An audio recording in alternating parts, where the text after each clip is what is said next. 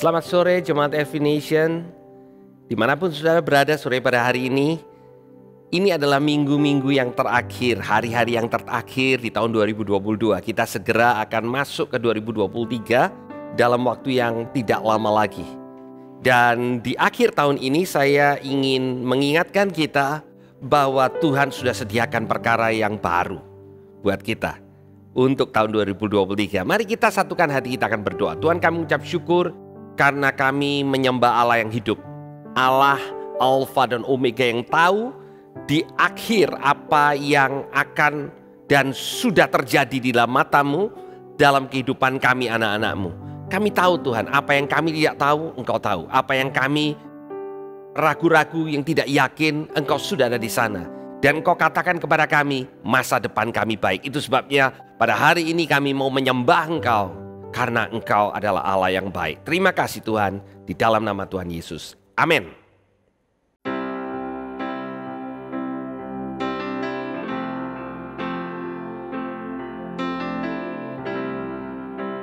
Terima kasih untuk kasih-Mu Tuhan.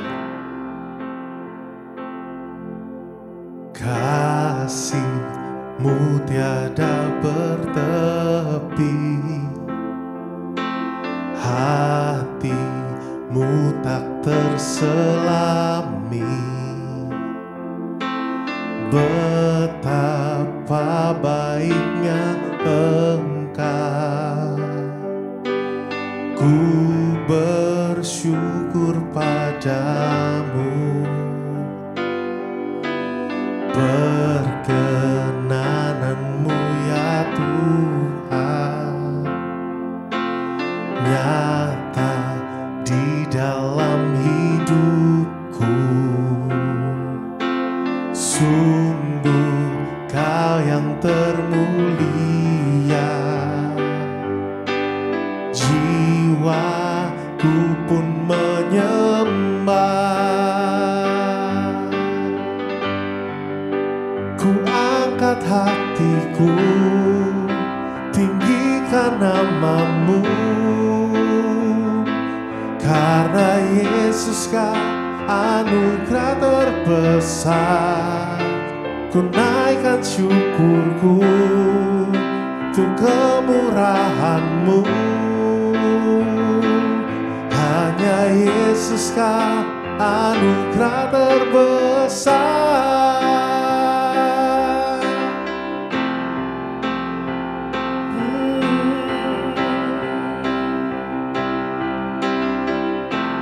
Perkenanan-Mu Tuhan, perkenanan-Mu ya Tuhan nyata di dalam hidupku. Sungguh Kau yang termulia, jiwaku pun menyembah. Oh, ku angkat hatiku, tinggikan nama-Mu, karena Yesus Kau anugerah terbesar. Ku naikkan syukurku untuk kemurahan-Mu. Hanya Yesus Kau anugerah terbesar. Ku angkat hatiku, tinggikan nama-Mu, karena Yesus Kau anugerah terbesar. Ku naikkan syukurku untuk kemurahan-Mu. Hanya Yesus Kau anugerah terbesar. Hanya Yesus Kau anugerah terbesar. Hanya Yesus Kau anugerah terbesar.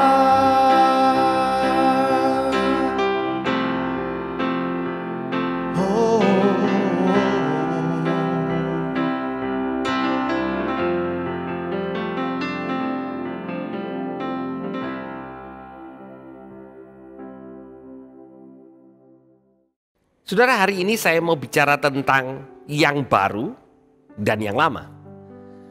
Kalau kita bicara tentang pakaian, baju ya, menjelang Natal gitu ya, kita beli baju baru dan kita selalu suka baju baru. Ya. Dan ada program yang baru, mungkin program yang sangat-sangat menarik dan kita suka kalau ada sesuatu yang baru. Tetapi sebenarnya tidak semua yang baru kita sukai, ya. Saya memberikan contoh, kalau saudara pergi ke tempat yang baru dan saudara disuguhi makanan yang saudara nggak suka, tapi saudara diminta untuk makan, maka saudara tidak akan menikmati pengalaman yang baru. Jadi dengan kata lain, kita ini cenderung untuk memilih apa yang baru yang kita suka.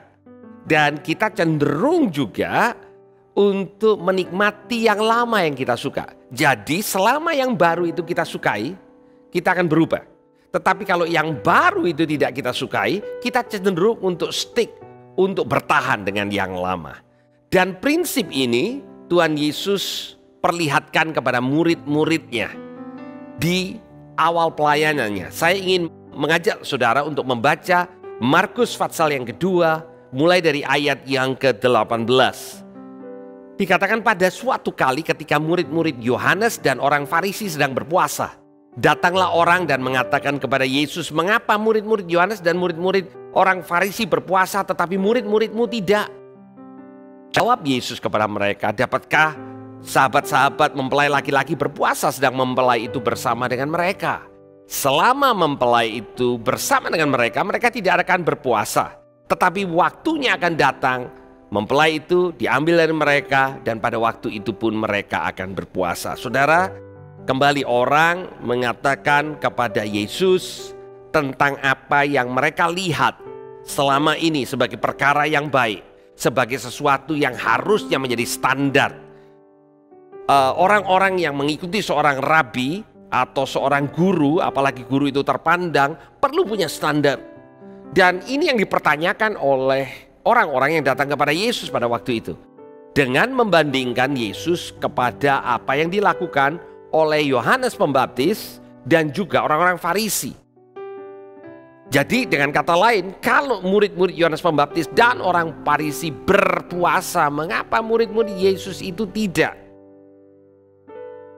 Saudara, peristiwa ini menunjukkan bahwa apa yang Tuhan Yesus lakukan dengan murid-muridnya, perkara yang baru, tidak selalu disetujui oleh orang-orang yang ada sekeliling mereka. Saat ini mungkin kita mengatakan, kami juga nggak setuju dengan orang-orang Farisi, kami tidak setuju dengan standar-standar agamawi yang dikemukakan, yang diberikan oleh orang-orang pada zaman itu kepada Yesus dan murid-muridnya. Tanpa sadar kita ini juga punya tradisi. Apa itu tradisi? Sesuatu yang baik, ya tentunya yang kita anggap baik, yang kita lakukan bertahun-tahun. Di dalam gereja ada tradisi, dalam keluarga ada tradisi, ya. Dan pada waktu tradisi yang kita anggap baik itu berubah, maka kecenderungannya kita protes, kita merasa tidak nyaman. Tahukah saudara bahwa Tuhan adalah Tuhan atas sesuatu yang baru? Dan Tuhan Yesus pada waktu datang, begitu banyak tradisi yang mereka lakukan, orang Yahudi lakukan, yang sudah ada sejak masa yang lalu, berubah. Dan perubahan itu menjadi sesuatu yang tidak disukai oleh mereka yang merasa bahwa apa yang mereka lakukan selama ini baik. Dan kemudian Tuhan Yesus memberikan satu gambaran, satu perumpamaan yang bisa dimengerti oleh mereka pada zaman itu. Dan saya berharap apa yang Tuhan Yesus berikan, ceritakan ini juga bisa kita mengerti pada saat ini. Di ayat 21 dikatakan, Tuhan Yesus menjelaskan, tidak seorang pun menambalkan secari kain yang belum susut kepada baju yang tua. Karena jika demikian, kain penambal itu akan mencabiknya, yang baru mencabik yang tua. Lalu makin besarlah koyaknya. Di ayat 22 dikatakan demikian juga, tidak seorang pun yang mengisikan anggur yang baru ke dalam kantong kulit yang tua. Karena jika demikian, anggur itu menggoyahkan kantong itu, sehingga anggur itu dan kantongnya dua-duanya terbuang. Tetapi anggur yang baru hendaklah disimpan dalam kantong anggur yang baru pula. Nah, ini adalah dua gambaran yang Tuhan Yesus berikan kepada orang-orang yang mendengarnya, orang-orang yang protes. Karena murid-murid Tuhan Yesus tidak seperti murid-murid Yohanes atau murid-muridnya orang Farisi. Tuhan Yesus memberikan gambaran yang pertama tentang kain yang baru yang ditempelkan kepada baju yang tua. Sudah perlu mengerti, pada zaman itu orang tidak membeli pakaian seperti kita membeli pakaian baru di musim-musim tertentu, musim Natal ya, dan tahun baru dan lain sebagainya. Kain itu begitu mahal karena kain perlu ditenun. Jadi sekalipun baju itu sudah tua tetap dipakai, dan kemudian kalau ada robekan ya, maka orang tidak segera membuang tetapi menambalnya. Dan Tuhan Yesus mengatakan kalau kain yang baru ditempelkan kepada baju yang tua, maka kain yang baru ini bisa menimbulkan cabikan yang lebih besar di baju yang tua. Kemudian yang kedua, Tuhan Yesus katakan kalian semua punya penyimpanan anggur. Saudara tahu bahwa anggur pada zaman itu ya dituangkan di kirbat atau kantong kulit. Dan kantong kulit itu pada awalnya itu fleksibel. Pada waktu diisi oleh anggur yang baru itu masih berfermentasi, masih bisa mengembang. Dan kulit anggur atau kulit kantong yang baru itu juga masih bisa mengembang, masih bisa stretching, ya. Dan karena anggurnya baru dan kulitnya baru, maka kulit akan menyesuaikan stretch yang terjadi. Tapi kalau dikatakan kantongnya itu sudah pernah terpakai, stretchingnya sudah tidak bisa lagi, sudah tidak fleksibel, kemudian dimasukkan anggur yang baru, maka yang terjadi adalah karena tidak bisa mengembang kembali, maka kantong anggur itu akan pecah. Karena anggur itu yang baru akan stretch, sedangkan tempat penyimpanannya sudah tidak bisa stretch.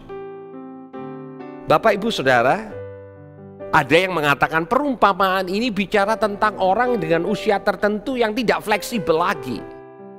Ini bukan tentang usia, karena setiap kita ini cenderung fleksibel untuk perkara yang kita suka, tetapi cenderung tidak fleksibel pada waktu Tuhan mau melakukan sesuatu. Dan apa yang Tuhan mau lakukan yang baru ini membuat kita menjadi tidak nyaman. Pada waktu Tuhan mengatakan engkau pindah dan kita merasa aku udah nyaman di tempat ini, maka ini bisa menghalangi apa yang Tuhan mau lakukan. Karena kita katakan, Tuhan, cari yang lain yang masih mau pindah, aku udah gak mau pindah. Aku udah nyaman di sini, aku udah capek pindah-pindah. Kira-kira seperti itu, ya. Ada orang yang mengatakan pada waktu Tuhan mengatakan, aku memberikan kesempatan untuk engkau melayani dalam pelayanan yang baru. Dan kita katakan, ini aja. Toh yang ini masih belum sempurna, aku masih bisa menyempurnakan hal ini. Jangan lagi pindah-pindah. Kembali Bapak Ibu Saudara, kita suka pengalaman baru. Kita suka sesuatu yang baru. Pada waktu itu tidak mengubah apa yang kita suka di waktu yang sudah lama. Tetapi pada waktu itu membuat kenyamanan kita terusik. Kecenderungannya kita tidak suka sesuatu yang baru. Dan itu terjadi kepada orang-orang yang menyaksikan pelayanan Tuhan Yesus. Bukan karena pelayanan Tuhan Yesus tidak powerful.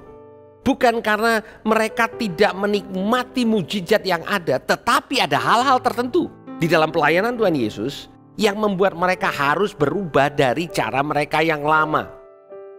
Saudara, saya percaya di masa-masa seperti saat ini Tuhan sedang melakukan perkara yang baru, sekalipun kita tidak suka dengan perubahan itu. Dan Tuhan akan mencari kantong anggur. Kantong anggur ini bisa bicara kehidupan kita, hati kita. Kantong anggur ini juga bisa bicara tentang kita sebagai gereja, di mana ada pengurapan yang baru, ada cara yang baru yang Tuhan mau lakukan. kalau kita tidak fleksibel, kalau kita tidak mau stretch bersama dengan Roh Kudus, maka Tuhan akan melihat mana yang siap, mana yang mau. Tuhan mencari hati yang siap, bukan pengalaman yang banyak. Tentu anggur yang lama yang dimasukkan kepada yang berada di dalam kantong anggur yang lama. Kantong anggur yang lama ini sudah pengalaman saudara, sudah biasa menerima anggur. Masalahnya adalah tidak bisa stretch, tidak bisa mengembang kembali. Saudara, Alkitab penuh dengan kata stretch. Pada waktu Tuhan memberikan satu nubuatan melewat Nabi Yesaya di mana dikatakan perlebar patok kemahmu. Kata yang dipakai sebenarnya bukan sekedar diperlebar tapi stretch. Itu pada waktu saudara stretch ada sesuatu yang tidak nyaman terjadi. Sesuatu yang di stretch itu nggak nyaman saudara. Karena saudara dibawa kepada posisi di mana saudara tidak biasa. Tetapi lewat sesuatu yang Tuhan stretch, Tuhan perlebar, Tuhan regangkan kehidupan kita, sebenarnya Tuhan sedang mengisikan sesuatu yang baru. Dan saya percaya tahun-tahun ke depan menjadi tahun-tahun yang penuh dengan stretching. Dan untuk kita yang mengatakan, aduh saya mau seperti ini aja deh, saya nggak mau banyak-banyak perubahan, sudah capek dengan perubahan. Saudara hati-hati, karena saudara bisa tidak mengalami apa yang baru yang Tuhan mau kerjakan, bukan karena Tuhan pilih kasih. Karena Tuhan tidak mau ada kantong-kantong anggur yang lama yang akhirnya burst, yang akhirnya pecah. Karena Tuhan berikan perkara yang baru, yang baik buat kita. Sebagai gereja, saya ingin mendorong setiap kita terbuka untuk perkara yang baru. Tidak berarti kita cari-cari yang baru, tetapi terbuka kalau Tuhan sedang melakukan yang baru. Di dalam gereja, di dalam kehidupan saudara, secara pribadi, di dalam keluarga saudara. Tuhan Yesus memberkati.